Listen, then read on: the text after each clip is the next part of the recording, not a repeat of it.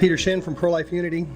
This is one of those events we believe that where we needed to unite and have a common message, and that message being to the NEA leadership that we're asking them to stop supporting those things that we believe aren't meant to be taught in our schools to our children. The NEA can be a terrific organization. As a matter of fact, I've heard many people say the NEA is a terrific organization. So as far as the NEA representatives themselves go in general, we're not opposing you folks out there who we know are doing a great job helping educate our children.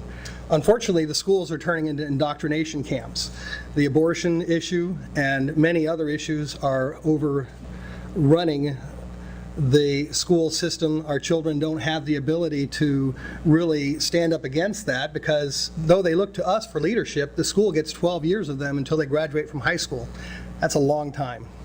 That's a long time. And when they come out on the other end, how much of that education is education and how much of that is indoctrination? And you know, you can see it on their website. One quote that I pulled, which was discussed earlier, they have a section on deception. And it's interesting because, in my opinion, that entire page is deception. And one of those items is Deception 6 on their page. NEA supports abortion. Their answer to that, truth. NEA supports reproductive freedom without government intervention. That's deception. We all know what they're talking about. And this is the kind of thing they're doing to us. They're getting it into the schools. They're getting it into our children. Our children, of course, they do the sex education, and then in the end, when the children become pregnant, well, they can get rid of that little nasty problem by shuffling them over to Planned Parenthood, and they can have their child aborted. As we're referring to nowadays, we call that prenatal murder. And if you have prenatal care, well, doesn't it seem logical that if they're killing the child in the womb intentionally, we call that prenatal murder? We urge all Americans to go to monthlycallforlife.com every month on the first Friday. This Friday is the first Friday, where you can find information on how you can contact your representatives, whether they be with the NEA or other. We don't have the NEA section up yet, but all of your representatives are there as far as local and state representatives in government. And we are saying, let's challenge them. If all we do is push the button, we're going to get what we deserve. Pushing the button and walking away is not all it takes. It takes more than that. It takes the responsibility of those representatives to do what they promised us they would do when they ran for government. And if they aren't on our side, then we should tell them that they should be on our side.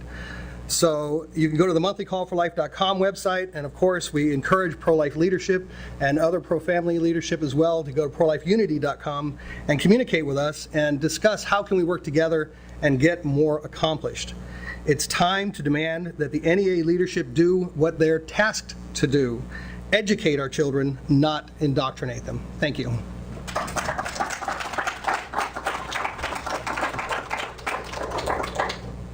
Our final speaker, unless I've missed somebody who showed up late, is Nellie Gray, who needs no introduction. Nellie?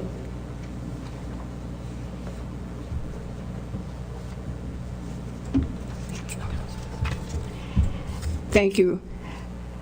My name is Nellie Gray, and I came to the pro-life movement 35 years ago, right after Roe versus Wade.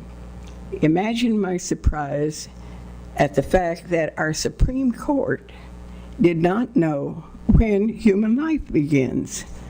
And so they decided that they would find that innocent preborn humans were not persons protected by the Constitution of our United States.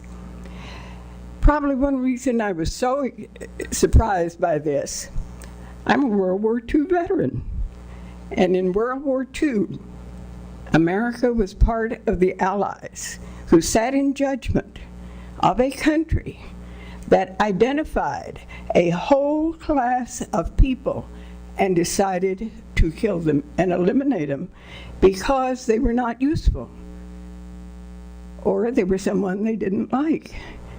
Imagine America now sitting at our Supreme Court and saying that innocent preborn children in existence at fertilization are not protected by our Constitution, and supposedly they thought they had the authority to let anyone intentionally kill innocent children en masse.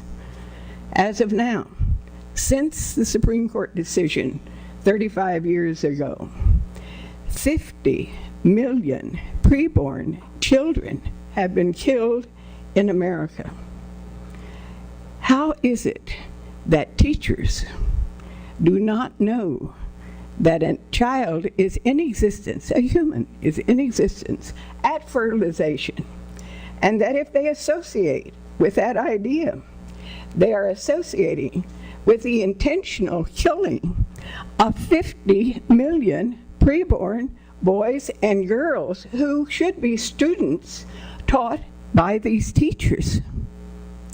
This incongruous situation in America can be overcome only by teachers and all of us beginning to understand the truth, that the truth is that 50 million innocent preborn children who are killed under the name of everybody who supports Roe versus Wade, including teachers' unions, would now be in the age group of 1 to 35.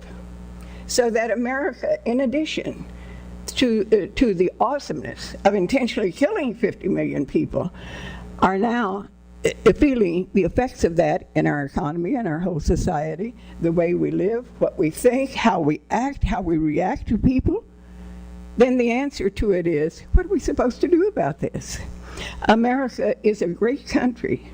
When I tell you I'm a World War II veteran, I'm proud of this because I fought for my country. I was a secretary, by the way, I was a typist. In uniform for my country, with a constitution that protects an unalienable right to life of each human in existence at fertilization. So the answer is that the NEA, rather than supporting Roe versus Wade, support the life principles, which indeed state a human being is in existence at fertilization. Since they didn't know that, we will tell them that. There's equal care for each human being, born and preborn, in America. And by providing equal care, we will stop the intentional killing and the evil that has come into our country. Now, other societies have experienced the same kind of evil, slavery, the Holocaust, and so forth. They had to come out of it, and America has to come out of it.